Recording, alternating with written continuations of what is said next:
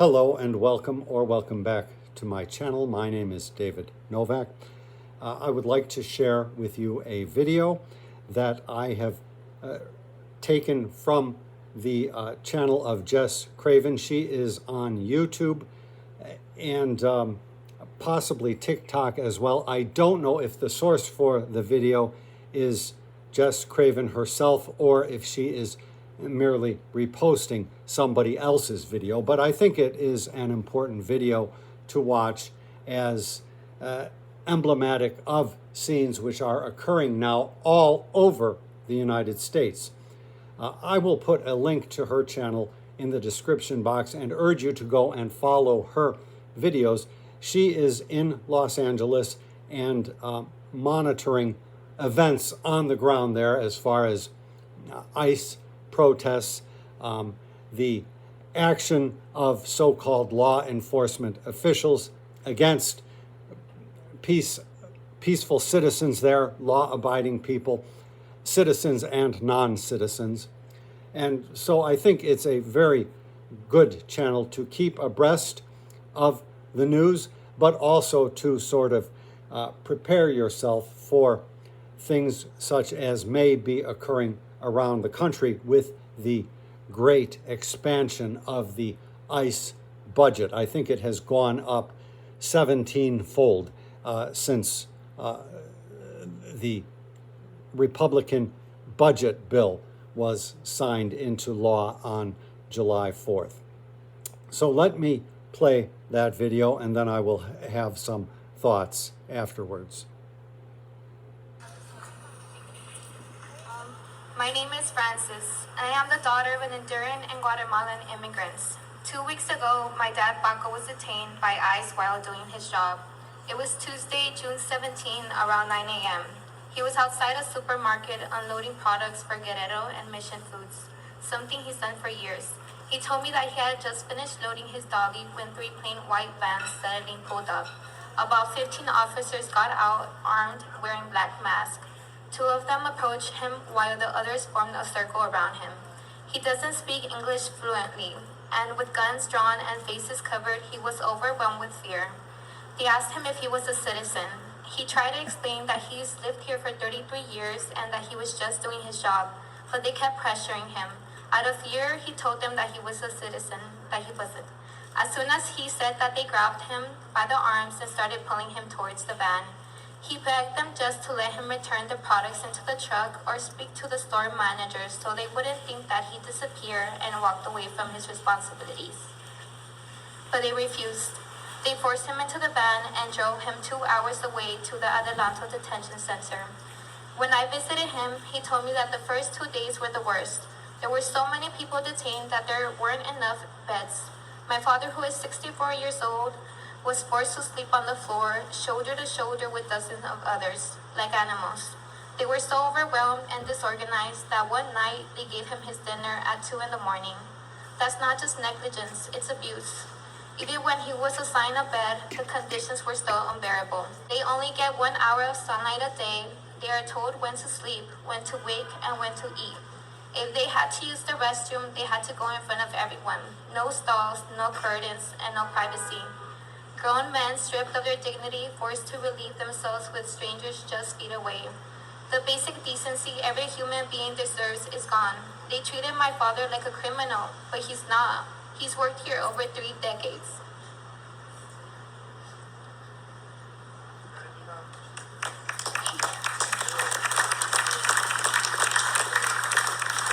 He pays taxes, and he has contributed to this country in many ways that matters deeply.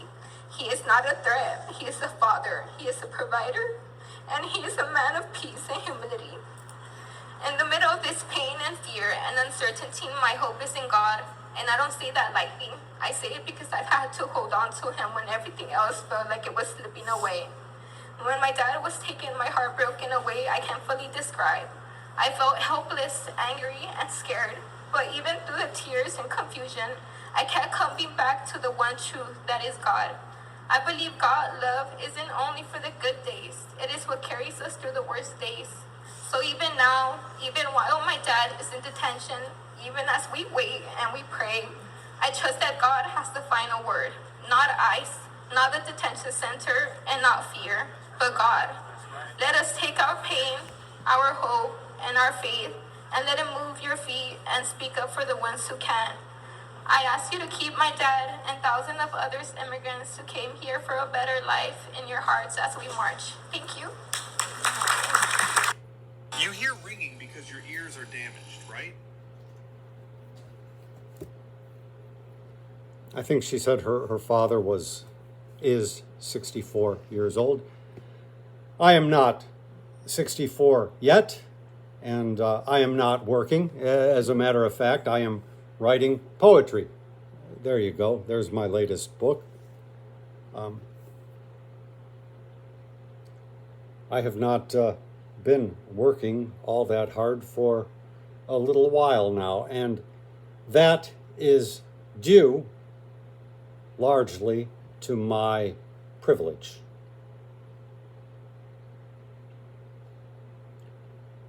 If you were to look at my annual Social Security report, you would see that I have contributed much less into the system than what her father, a good taxpayer, has done.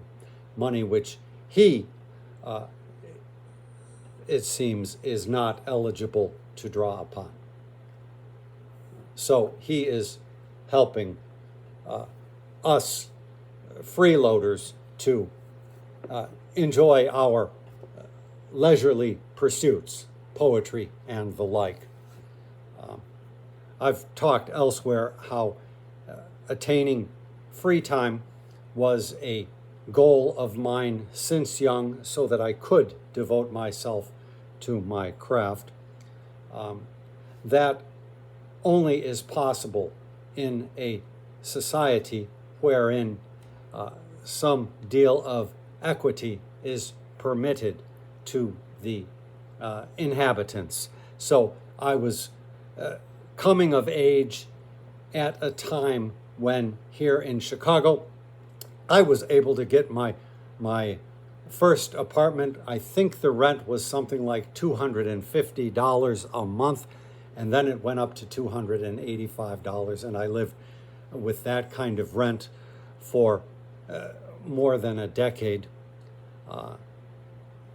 Things have gotten more intense. It is harder to break even. It is harder to carve out that kind of time, which is necessary if you want to have any sort of extracurricular pursuits. Now, this young woman's father, she characterized him as a good breadwinner.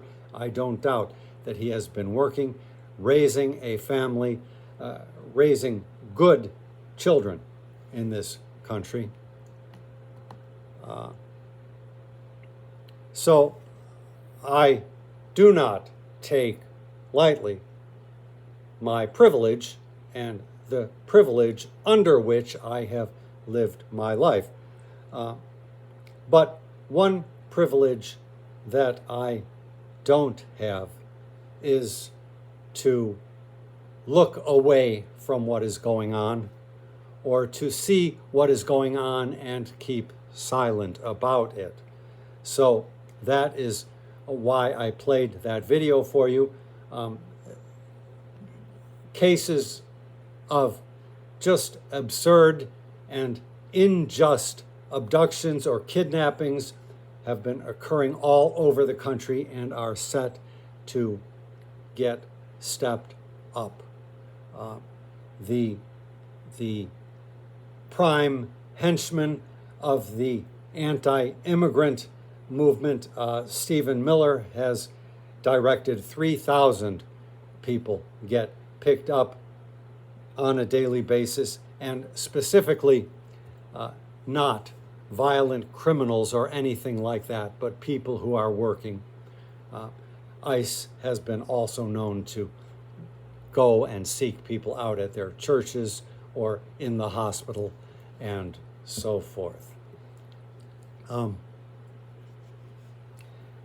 am reminded of the poet Aristophanes, the comic poet. And I thought that I would read a little something that Moses Finley wrote. Aristophanes, I wrote comic plays, and Aristophanes is often in my mind because historically, Aristophanes was also the victim of an attempt to take away his citizenship. His detractors tried to prove that he was not a citizen. So far as the historical record shows anything, they were not successful. But when you have this kind of lawless group, ICE, running around, things like paperwork, birth certificates, passports, and stuff ultimately become meaningless. That has to be understood. But I thought I would just read. Finley here is characterizing the change that occurred in Athenian society. I think after the Peloponnesian War, after the episode with the 30 tyrants, where the Athenians voted out their democracy in favor of tyrannical rule, and then how the tenor of the times changed afterwards. I think it's a telling description. Matters of taste may be beyond discussion, but it is difficult to avoid the conclusion that new comedy was appropriate to the final days of Athenian independence, when the polis was struggling to survive, and even more to the politically dead Athens of the half-century after Alexander the Great.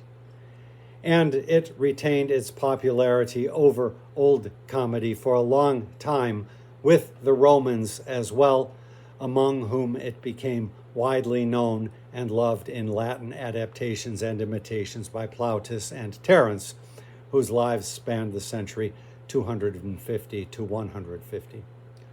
One cannot imagine the Rome of the Carthaginian wars countenancing, let alone enjoying, an Aristophanic character like Dicaeopolis in the Acarnanians, sitting on the Pnyx and saying, "I have come here to shout, interrupt, and hurl abuse every time a speaker talks about anything but peace." I think for us citizens, it is our job to shout, interrupt, and hurl abuse every time anybody speaks about anything but this travesty that is going on against innocents all over this country, my country, the United States of America. If you are interested in finding out more about my book, I will put a link in the description box, but you can freely scroll through recent videos and hear me reading many, in fact, almost all of the poems on this channel. Thank you very much for stopping by my channel.